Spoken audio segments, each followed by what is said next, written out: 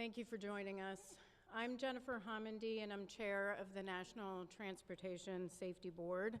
Our investigator in charge for this investigation, we call the investigator in charge the IIC, is Leah Reed. That's L-E-A-H, and then it's R-E-E-D. The National Transportation Safety Board is an independent federal agency that's charged by Congress with investigating every civil aviation accident in the United States and significant events in all other modes of transportation.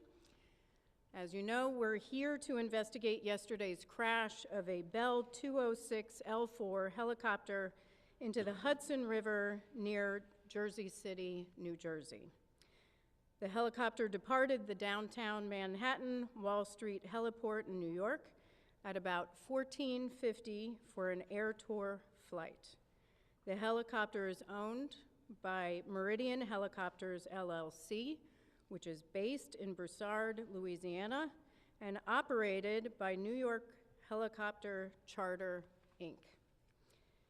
Before I go on, I want to extend on behalf of the entire NTSB our deepest condolences to those who lost loved ones in this tragic event. I also want to start by thanking the first responders. This was a tremendous, tremendous effort. And I want to thank specifically, first and foremost, the mayor for allowing us to be here in City Hall and do this press conference, and for all the support that you've given us and the team.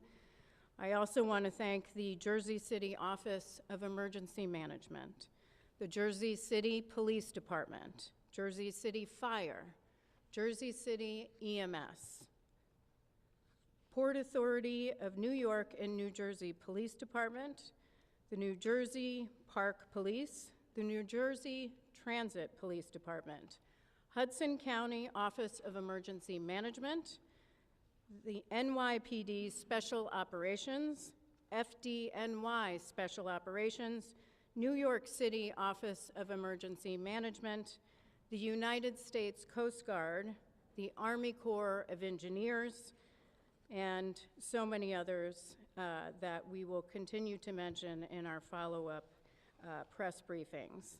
Now, I want to set expectations for this press conference. This crash occurred yesterday at about 3:15 p.m., so we're not even 24 hours later. Rightfully, the focus yesterday was on, first and foremost, victim recovery, and then wreckage recovery. Our investigators, the NTSB, we stay out of the way when victim recovery efforts are in process. That is first and foremost, most important. Our investigation can always wait. Once that was done, we had Luke Sciatta, who is our chief of our Eastern region, who lives right here in New York, on scene as part of the wreckage recovery operations. And those two were the focus for yesterday.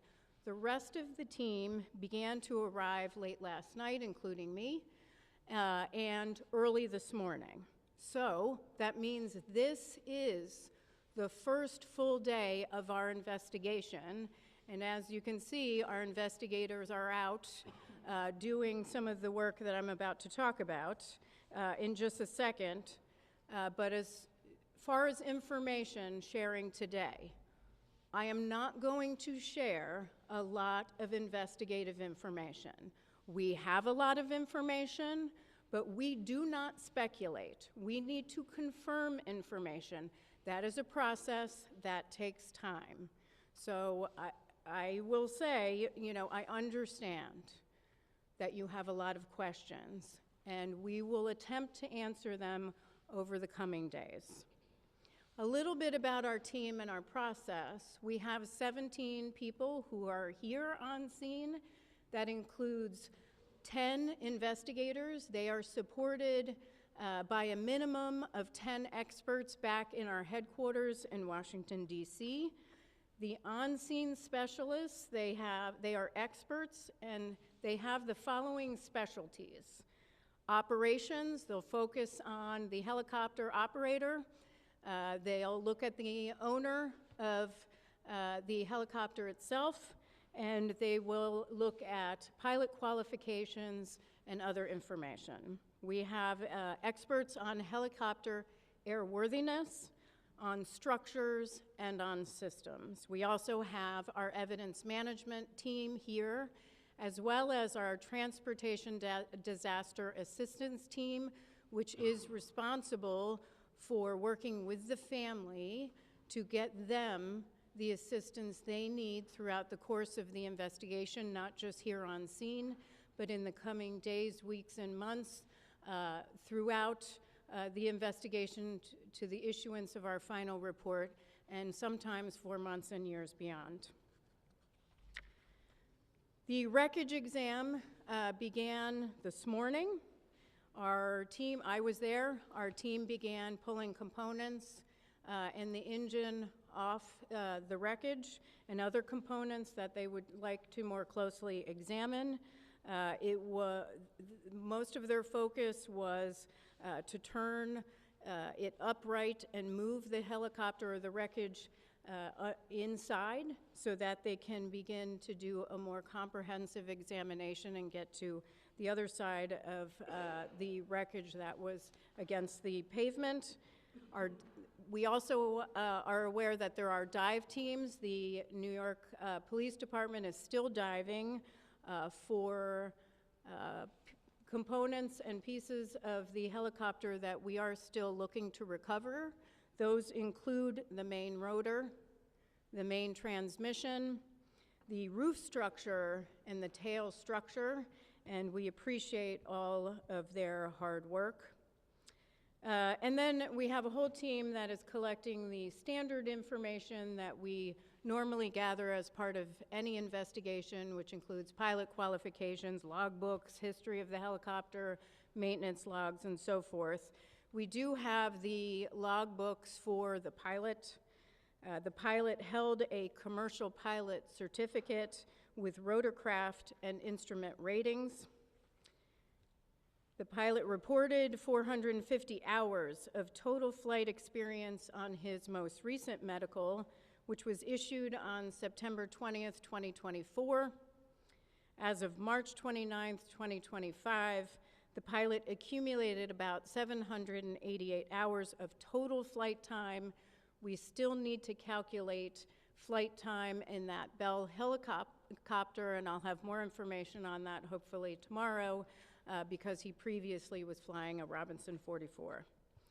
Now, what we are hoping is that we are able to get the public to send us any photos or video you may have, or if you want to contact us because you believe that you have information that could be pertinent to our investigation, please reach out to us, provide that information to us. We will get in contact with you at the following email address: witness@ntsb.gov.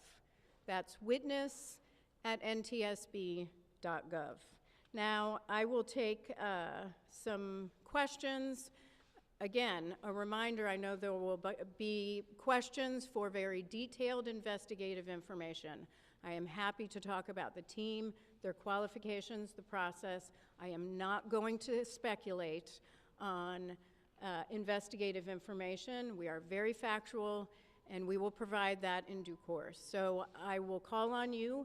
Please state your name, your affiliation for me. Sure.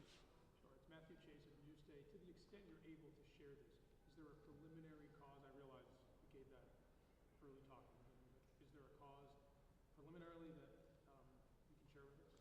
The question is there a preliminary cause? We do not have a preliminary cause. That takes time.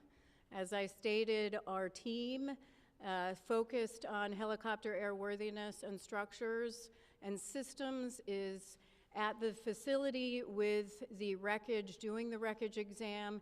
That takes time. Of course, it takes time to also gather information, records that we need to comb through, so we do not have that at this time. And just to mention, as regarding cause, We will not speculate on cause ever, but we will not be determining any sort of preliminary or probable cause at the scene of an accident.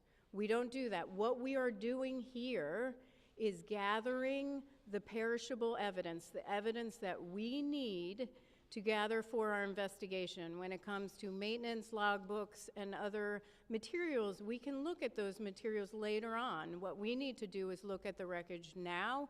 We need to focus on finding some of the additional components and structures that we're looking for, conduct witness interviews, and gather the records that we need. We can review the records later, so that probable cause will not occur for quite some time. Yes, ma'am, and then we'll go here.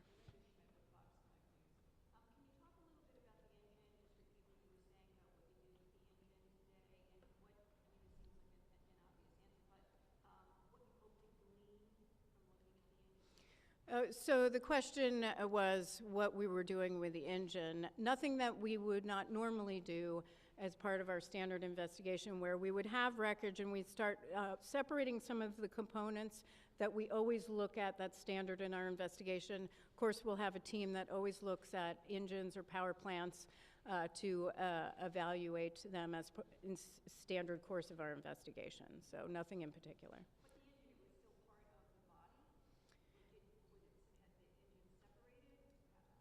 It was in the wreckage, and so we separated it from the helicopter so we could take a closer look at it in a more upright position. Yes, sir.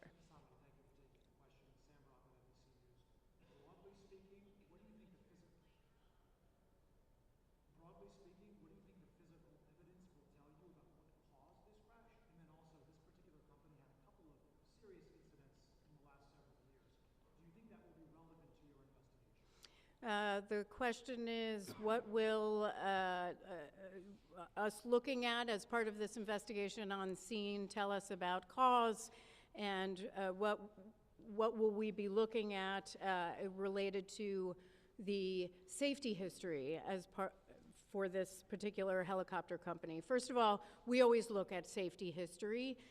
That's a standard part of all of our investigations, so we'll collect that. Not just from the Federal Aviation Administration, that is a party to every single one of our investigations, but we'll also ask those questions in interviews and get other information that will help us get a very broad view and detailed information about the safety history of this particular operator and also the owner of the helicopter itself. With respect to what will it tell us on scene about our investigation, the evidence right now, everything is on the table. We don't rule anything out. We take a very detailed and comprehensive view, and it's way too early in the investigation. It will be too early on scene. That's much later in the investigation. Yes, ma'am.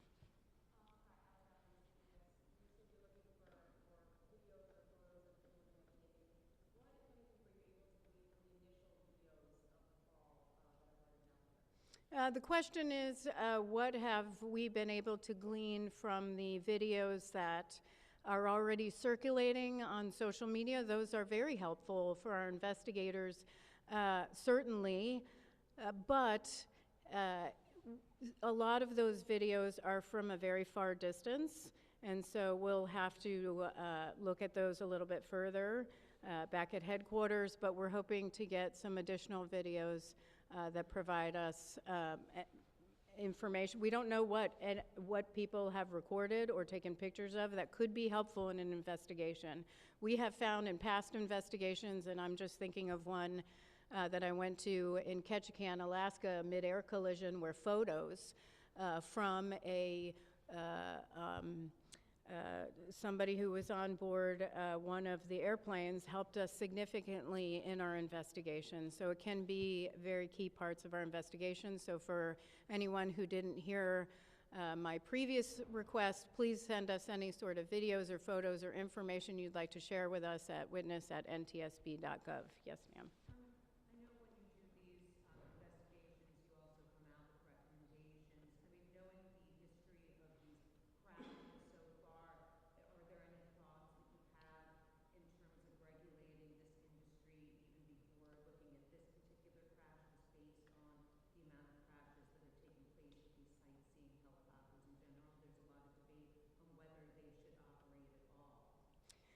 So the question is, do we have any sort of concerns or have we issued any sort of safety recommendations in the past about these type of air tour operations? We have. Actually, we did. So this particular operator was governed under Part 135 of the Federal Aviation Regulations, but this particular operation was under Part 91. All air tours are. We have issued an entire report on Part 91 operations with respect to revenue passengers. We believe in one level of safety strongly.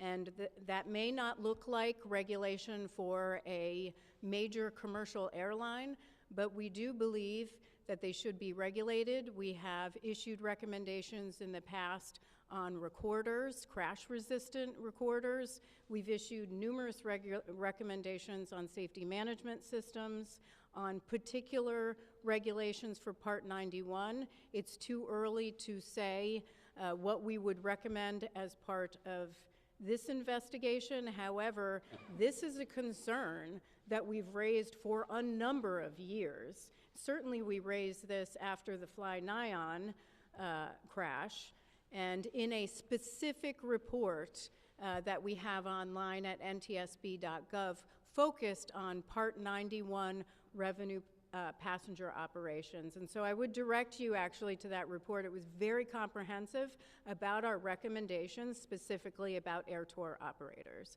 And if you can't find that, our media relations team can help provide that information, because we did issue a set of recommendations to improve safety in this area.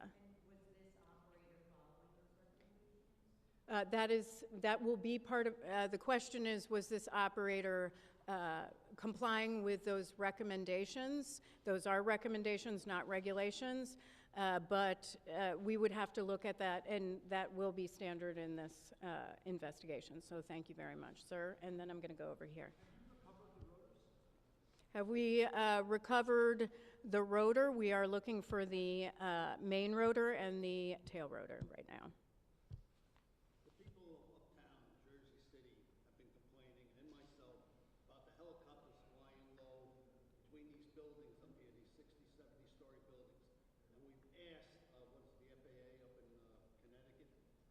Get them the heck out of here and let them fly down the Hudson River. I'm telling you right now, if something isn't done, there's going to be a disaster where they're going to crash into one of these buildings or crash into the neighborhoods up there. They're annoying, and people have been asking and asking and asking, and nothing has been done. Thank you. There was a comment about, thank you, sir. There was a comment about the concern about these helicopter operations, and thank you very much for sharing that. Appreciate it. Yes.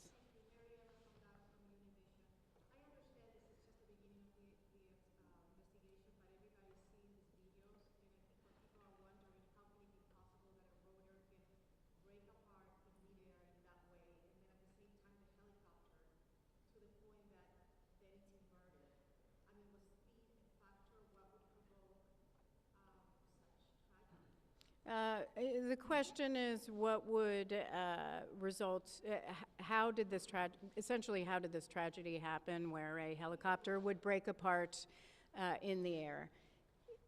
I understand that is a significant concern and a question on everyone's mind. It is going to take time. We need to do a very thorough examination of the wreckage to determine what occurred first and how that occurred. Once we have that, we'll be able to release that to the public. Some more questions? Yes. Sure.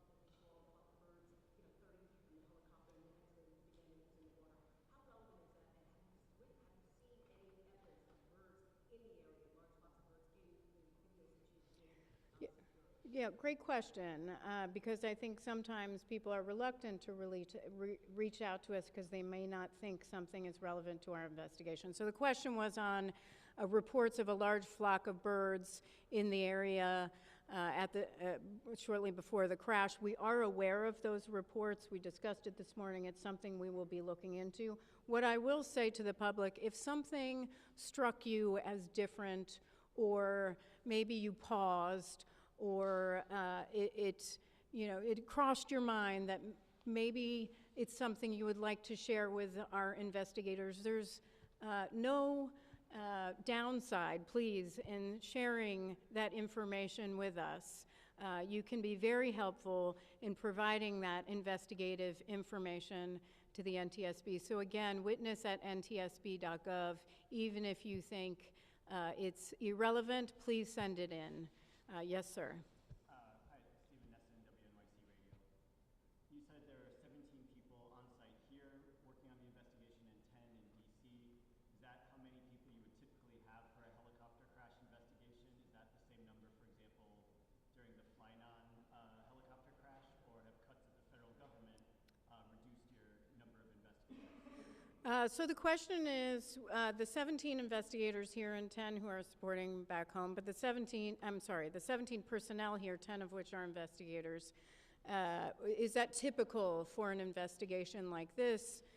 How would it compare to Fly-Nyon, and would it be less as a result of any sort of cuts to the agency? First of all, let me address the agency. We have not experienced any personnel losses other than typical retirements in our agency.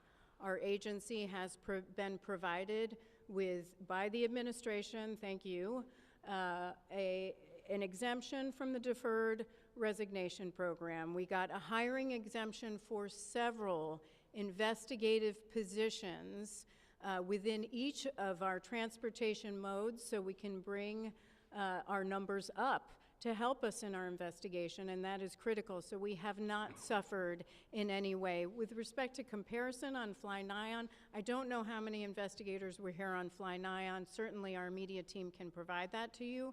It really isn't, what I will say for our investigations is when an accident occurs, we look at what might be areas we want to look into. How many people can we send based on the rest of our workload? And because we have a pretty heavy workload right now, and that is the decision making that goes into what expertise do we need and who do we want to send. That is what feeds into that, so it might vary depending on the investigation. Okay, that is the end of questions today. What I will ask is that you monitor X, which is NTSB_newsroom, and also NTSB.gov, which is our website, which will have updates on future press conferences. Thank you so much for your time.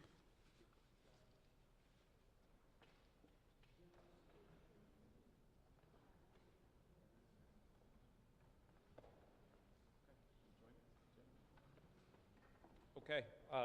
If there's any questions to our emergency management or director of the police, we could answer those as well. If not, we'll close it out and say thank you for coming. Do you know, was there a black box? I know this may be an NTSB question, but do you know if there was a black box? Want to speak to that, Craig? Black box question. At this point, we have been advised that it was recovered. That's part of the dive operations that's currently on the way. They are. Is a black box? I don't know, but if there is, that's part of the dive operations. It's currently on the way. The NYPD scuba. Louder. Yeah, the NYPD scuba team, as indicated by the chair, has been assisting us since the last evening. They're doing a comprehensive search of the crash area. If in fact that item is recovered, that'll be turned over as part of the evidentiary. You don't know I don't know if this, right. But is it possible that this model does not have a black box? I have no idea. That would have to be directed to him. Yes, Pat?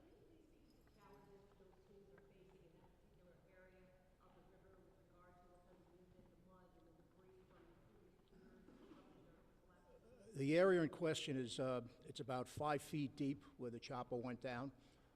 It's a very rocky substance on the bottom there. So there was challenges for the scuba people to get in there. Even to this day, we were doing recovery on the pier line and the shoreline where getting a boat in that close was tough. So it was a lot of the stuff our emergency service people, people from my office were out there physically walking the shoreline recovering items. You said 5 feet deep? 5 feet deep, roughly. Yes. Question for Mayor Poole. Do you know if the brother-in-law is flying in Spain has arrived yet? I believe they said it was an hour and a half from now until he arrives. Is that what they said? Yes, all the He was- fam. He was flying in this morning, and then they said an hour and a half from... He'll be arriving about. Yeah, in about an hour from now, he'll be arriving. So the question for the gentleman from emergency management, how big is the debris field? Yesterday we saw boats spread out quite far. There was some debris found, as far north as Hoboken Terminal. How large of an area are your divers, NYPD divers, having a search? Well, that's the discretion of the Coast Guard. Obviously, they've been establishing where the dives are currently operating. The one location that they're looking at, they've discovered some information based on sonar and things like that. It's approximately 75 feet deep, so it's a pretty wide area right now. Primarily, we're in the area of the crash site and then working outward. But as the dive teams discover items that doesn't appear normal, they're marking them, and then based on the currents and things like that, they'll be back to continue their dives in that area. Can I get clarification on something? I just want to make sure I heard this right. So where the body of the chopper went into the water, that's 5 feet deep right there? Approximately 5 feet deep. Okay, because there's that video of the blade whirling around, and that went into the water significantly further. Yeah, that's the area the water's approximately 75 deep, 75 foot. They have found some items on the floor based on sonar and things like that that are not normal appearances, and that's why they're continuing to mark that. Hudson River is a very, very tough place to dive. So we're dealing with the expertise of the NYPD, and they're going to make sure it's done safely, and we're going to recover what's down there. It may take some time, but they're going to stay there until they have to get what they have to get. Excuse me? Visibility in the water. Very, very murky. I mean, I was there last night when they were physically removing the victims. You literally can't see your hand in front of you, but they did a phenomenal job. Okay. Forgive this ignorant question, but 75 feet deep from where? From the shoreline. Greg Kears. Greg Kearse, K-I-E-R-C-E. And that's not a radius, that's Straight out. straight out. Yeah. Anything else? Yeah. Mayor, can you specify as best as possible the Jersey, whatever location on the Jersey City side the crash occurred closest to? You want to answer that, Craig, as well? You must stay with that as well. If you're familiar with the Port Authority vents down by foot of 6th Street, roughly, it's adjacent right to the Port Authority vent. It's adjacent right to the Port Authority pier where it houses the vents for the Howland Tunnel. Yes. Mayor, I know you posted a little bit about it on social media, but can you just tell us what you know so far about the family? I'm sorry? Oh, for the mayor, if you can tell us what you know so far about the family. They told us, I touched on the fact that they were here for a birthday trip for the mom. Her birthday is actually, I understand, in June, but it was a trip that they were doing now. It was one of the child's birthdays today. He was here for a business trip, arriving on Sunday, touring some Siemens entities in Pittsburgh, is what they told us. And then they extended the trip with the family arriving a couple days ago for the birthday portion of the trip. Birthday today or yesterday? They said his birthday, or one of the child's birthday, was today, is what they said. Yeah. Excuse me? I don't know. Yeah? Just a quick question about the birds. Forgive me, I'm not familiar with the birds in this area. Is it a typical problem that there are birds that could possibly, interact with their flight? There were 3 working theories. There was the birds discussion, there was drone discussion, and mechanical failure discussion. And we'll see where it goes. And again, I don't want to hypothesize, but I think as time goes on, we'll leave it at that. What are your thoughts on the regulation issue? think that you need more regulation there, and we need the FAA to restrict the tourism on the helicopter. It's a very crowded space, and those of you that aren't familiar with it, you only could go so high because you can't interfere with Newark, LaGuardia, and JFK on the commercial airlines. So you have all of the news outlets, you have the transportation, you have the tourism, all in a very, very tight space that can't go above a certain elevation. So it is very congested, and it's a very, very congested space on the ground. So it's dangerous, and as he said, you know, had it been 50 feet more towards the shoreline, it would have landed on a walkway that is highly trafficked and not far from a playground over there close to Newport, and it's another 100 feet. It could have been in the middle of Newport Parkway. So it's a very dangerous situation. You want them bad? Yeah, I think that you need to be practical about it. Post 9/11, there was restrictions, and it seemed like it worked okay. And then over time, we've brought back those restrictions and more traffic. That helicopter did multiple tours that day already. They are very busy operators, and that probably is going to lead to questions around maintenance and all of those sort of things. And by the time it's resolved, the world will stop watching this, unfortunately, because it takes the NTSB a lot of time to get to a resolution. But there's going to be a lot of questions on how those tourist operators work, and I think there's reason to be concerned over it. Hi, Mayor. Josh Knight from the New York Post. The pilot has been ID'd as a Yeah. Navy SEAL vet, and I was just wondering if you've been in contact with his family. They told us I have not, he's been in contact. The mother is in Utah, and yeah, he's a veteran and African-American male, 36 years old? Yes, 36 years old. Yeah. For clarification purposes, Mr. Mayor, for your edition, we understand there were 3 children. Can you clarify the ages? Do you have the exact ages? Kim, when we're done, Kim will give you the exact ages. Kim will come up at the end and give you the exact ages. She'll give you that information. She'll give you that. Anything else before we wrap it up? Yes? Was running out of fuel a factor in this No. crash? Would that be I mean, look, you have these operators saying a lot of different things. I think a reasonable person would come to the conclusion that if you're a pilot and you're going on a trip, you would recognize whether you have fuel or you don't have fuel in that. That helicopter was used on multiple trips earlier in that day. So I would likely rule that out. You know, I'm going to go with the hypothesis that that's probably not going to end up being the outcome on this. Have you worked with the family in Spain? We spoke today to the executives, to the executives at Siemens, and they flew out last night, and the one that flew out actually has a close family relationship with the deceased.